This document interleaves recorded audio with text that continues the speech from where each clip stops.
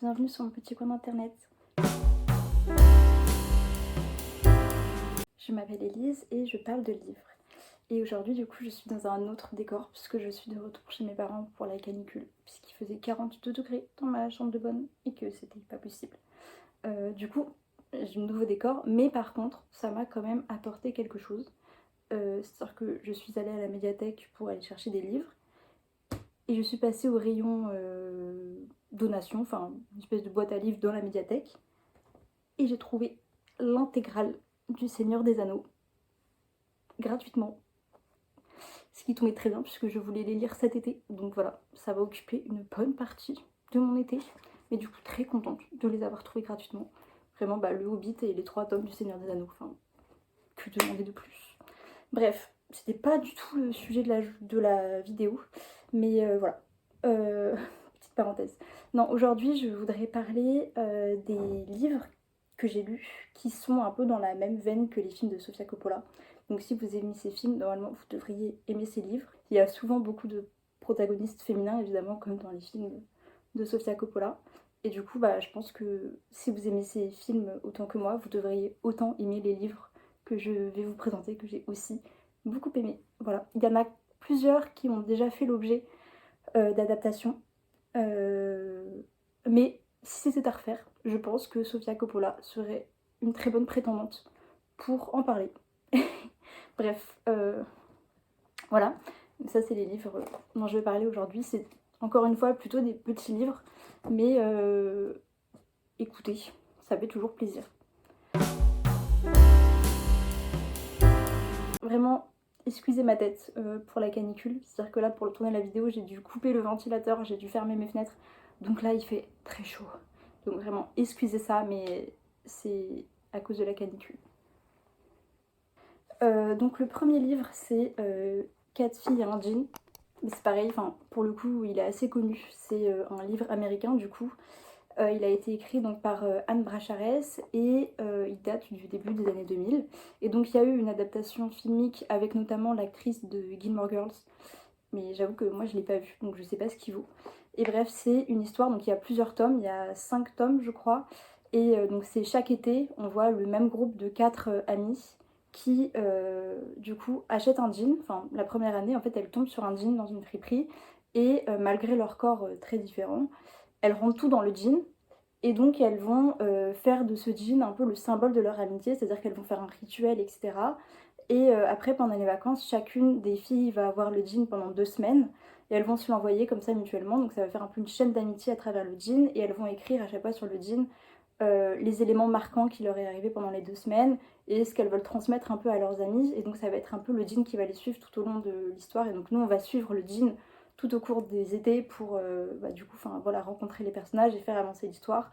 Donc c'est plutôt vraiment de la lecture ado, mais ça reste quand même très mignon.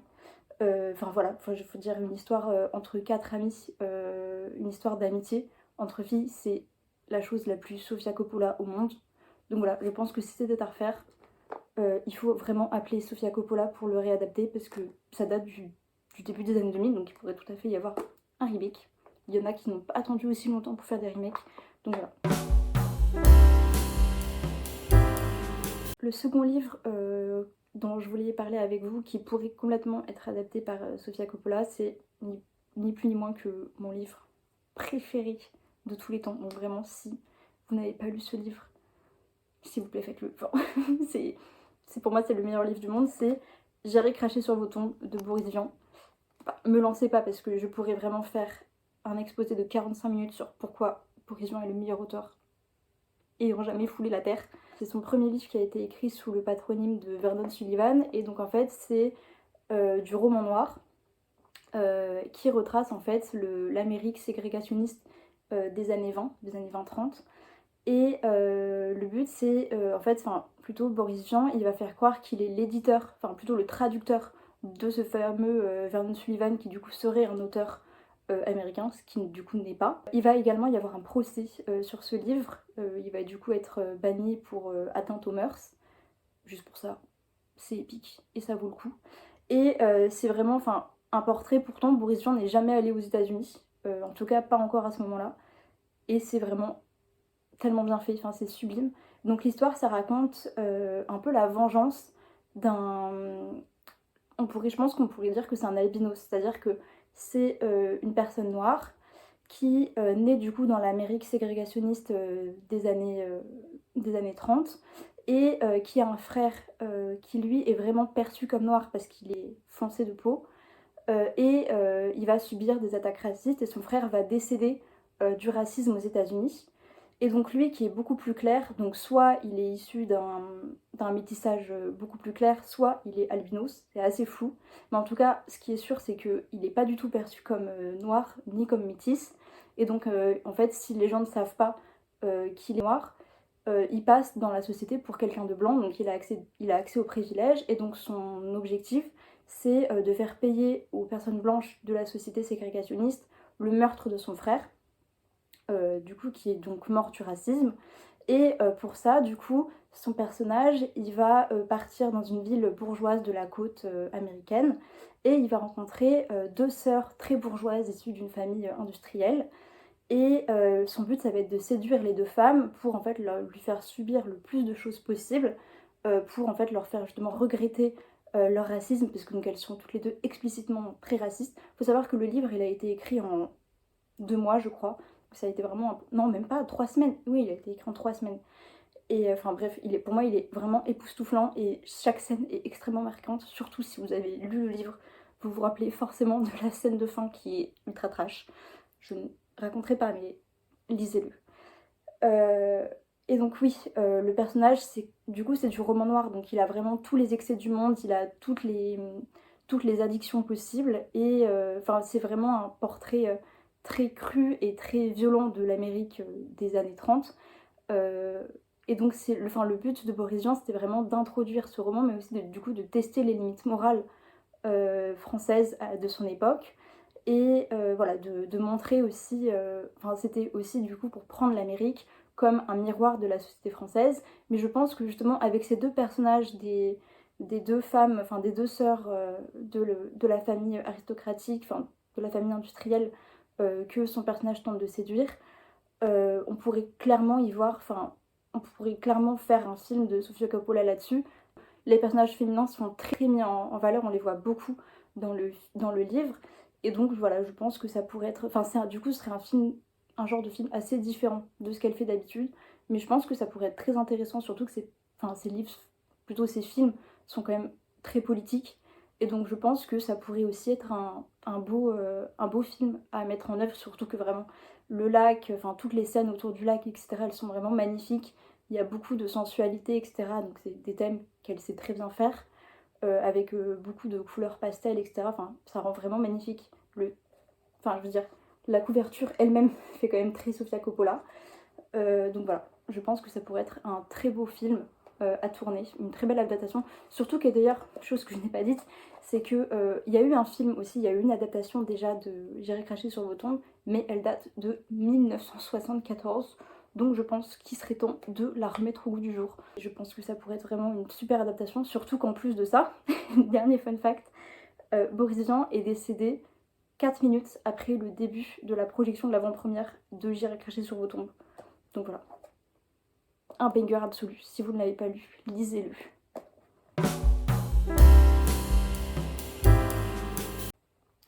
Ensuite, troisième livre, moins connu, mais je pense que c'est un peu pareil, ce serait un peu la même vibe. C'est des films qui changent un petit peu de ce qu'elle a l'habitude de faire, mais celui-là, il s'ancre plutôt, je pense, dans une vibe un peu à la Lost in Translation. Avec du coup les stripteaseuses ont toujours besoin de conseils juridiques de Ian Levinson. Donc c'est pareil, c'est de la littérature américaine. Ian Levinson, lui, il a déjà beaucoup écrit sur les inégalités sociales aux États-Unis. Il a plusieurs livres sur un peu à la Kafka sur l'absurdité des régimes, enfin l'absurdité de l'administration américaine, aussi le fait qu'il y ait des administrations, notamment la justice, qui est très inégalitaire. Enfin voilà, donc tous ces romans sont très politiques. Et là, du coup, dans Les stripteaseuses ont toujours besoin de conseils juridiques, on suit un juge qui a refusé en fait de travailler sur certaines affaires et du coup de salir un peu sa réputation de juge et qui du coup se retrouve, même s'il a un excellent juge qui a fait je crois Columbia, il se retrouve toujours coincé à la comparution immédiate. Et là, il se trouve que il a un client qui lui demande une exonération de peine s'il lui donne des informations sur un chef de la pègre de sa ville, quoi. Et donc il va accepter ce marché et il va découvrir du coup un certain trafic, mais vraiment très en surface, c'est-à-dire que le livre c'est du coup à la fois cette enquête, mais pas que, c'est-à-dire qu'il y a aussi justement la pègre de la ville qui viennent le voir en lui demandant euh, justement de rendre des services juridiques à des stripteaseuses de son club de striptease. Et du coup, il va accepter parce que donc il est très mal payé et il va se lier d'amitié avec ces stripteaseuses. Et donc voilà, c'est un livre qui retrace du coup un an d'enquête de ce juge sur cette affaire de pègre et sur la construction de ses liens avec les stripteaseuses. Donc je pense que c'est un livre qui en lui-même est très intéressant pour montrer les défauts de la justice américaine, mais évidemment pas que, c'est-à-dire qu'il y a quand même pas mal de défauts qu'on pourrait aussi calquer à la justice française. Mais pareil en termes de, je pense, d'éclairage, de personnages, etc., notamment bah, du coup les stripteaseuses, mais aussi il y a le rôle d'autres juges, d'autres procureurs, etc., qui sont très valorisés. Et donc même si cette fois-ci, comme avec J'irai cracher sur vos tombes, le personnage principal c'est un personnage masculin, je pense que c'est très Sofia Coppola coded, donc ça pourrait faire vraiment un super film. Et aussi, enfin, le livre est lui-même super top. La couverture, pareil, elle est trop chouette. Et voilà. Donc si ça vous a motivé, vraiment allez lire. Et j'ai pas lu les autres livres de l'auteur, mais ils ont l'air très très cool aussi.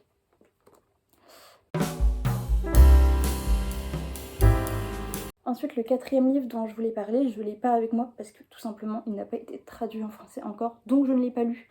Mais j'en ai assez entendu parler sur internet pour penser que ça pourrait être une très bonne adaptation par Sofia Coppola. C'est Yesteryear. Donc c'est un livre qui parle d'une tradwife youtubeuse, enfin plutôt ouais, d'une influenceuse tradwife qui donc prône son mode de vie de tradwife sur les réseaux, qui du coup fait la nourriture elle-même, qui s'occupe des enfants, etc. Sauf que hors caméra, ce qu'elle ne montre pas, c'est qu'elle a du coup des aides, enfin des personnes qui l'aident pour gérer l'éducation de ses enfants. Et aussi, il y a tout le monde l'aide, c'est-à-dire qu'elle n'est pas du tout toute seule, ses vidéos sont très scriptées, etc. Sauf qu'un jour, elle se réveille avec du coup sa famille, son mari, etc. dans la même maison, mais en 1880, donc c'est la période de laquelle elle prône le mode de vie.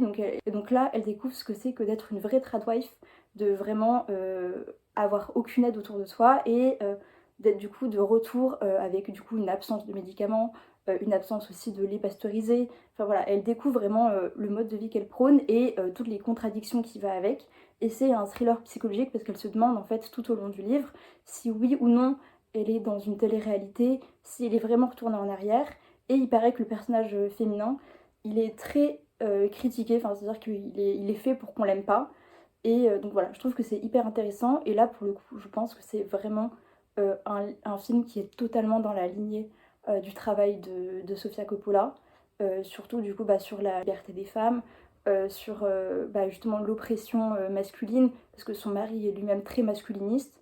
Donc voilà, je pense que c'est aussi un livre qui peut être très très intéressant à mettre en œuvre. Sauf que le problème, c'est que je viens d'apprendre, enfin j'ai appris hier que Anna Hathaway, avec sa société de production, comptait déjà faire l'adaptation du film, avec elle en personnage principal. Et bon, j'aime beaucoup Anna Hathaway, mais j'avoue que j'ai quand même le droit d'être déçue. Et je pense que ça aurait vraiment fait un super film pour Sofia Coppola. Enfin, le dernier livre que je voulais vous présenter, vous en avez sûrement déjà entendu parler.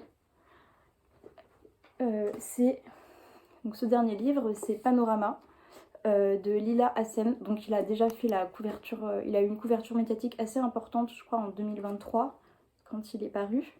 Et du coup c'est pareil, c'est un polar. Là c'est une femme qui mène l'enquête, enfin, c'est une policière, non, plutôt c'est une journaliste.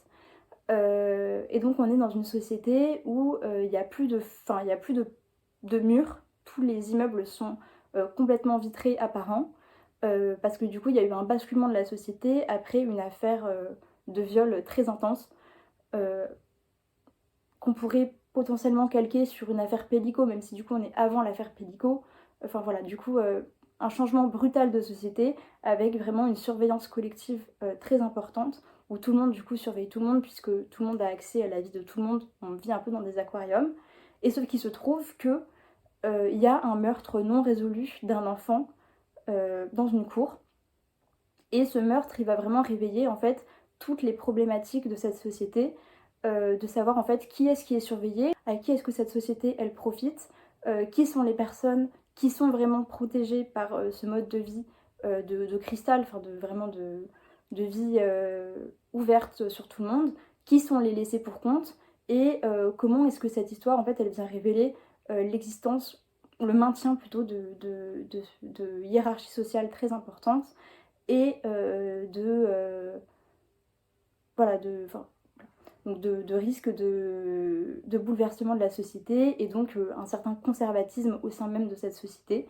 Et donc voilà, je pense que c'est aussi une histoire de thriller qui pourrait complètement rentrer dans le travail de Sofia Coppola, avec du coup vraiment un grand travail qui est fait dans ce livre sur les enfants, sur la jeunesse, sur aussi découvrir son rôle, sa place dans la société, notamment au travers de la fille de la journaliste qui mène l'enquête, qui en fait, au tout début du livre, le personnage de la journaliste, elle fait état du fait qu'on lui avait proposé de ne pas publier son enquête, mais donc on lui avait proposé un très gros pot de vin. Et donc ça vient justement aussi enrichir le côté plutôt assez mystérieux et caché en fait des problèmes de cette société qui se veut pourtant parfaite, ultra moderne, etc. Et que donc elle publie quand même son enquête, quitte du coup à devoir faire face à un certain nombre de renoncements qu'on découvre du coup tout au long du livre. Et donc je pense que c'est vraiment un travail qui à la fois est hyper intéressant pour... c'est de la science-fiction quoi, donc c'est un travail qui est intéressant parce que ça montre le problème du traitement des affaires de violences sexuelles en France et plus globalement à travers le monde, de comment est-ce qu'on pourrait plus les prendre en considération, mais aussi des problèmes qui sont liés à toutes les utopies et à toutes les dystopies. Donc comment est-ce que en fait la société, enfin plutôt comment est-ce qu'il y a certaines hiérarchies sociales qui réussissent à se maintenir et à se perpétuer même via les changements de régime. Donc voilà. Voilà, c'est tout pour moi. J'espère que je vous ai donné envie de lire ces livres qui m'ont tous pour le coup vraiment beaucoup plu. J'espère que voilà, vous avez trouvé de l'inspiration. On se dit à une prochaine fois. Plutôt bientôt je pense, et voilà, prenez soin de vous, prenez soin de vos proches aussi avec la canicule, c'est important, buvez de l'eau et restez chez vous, enfin voilà, protégez-vous. Et si vous avez d'autres suggestions aussi de livres dans la même vibe, n'hésitez surtout pas à m'en faire part parce que c'est très chouette, et que si Sofia Coppola passe par ici, peut-être que cette vidéo lui aura donné un peu d'inspiration aussi. Bisous bisous, à bientôt.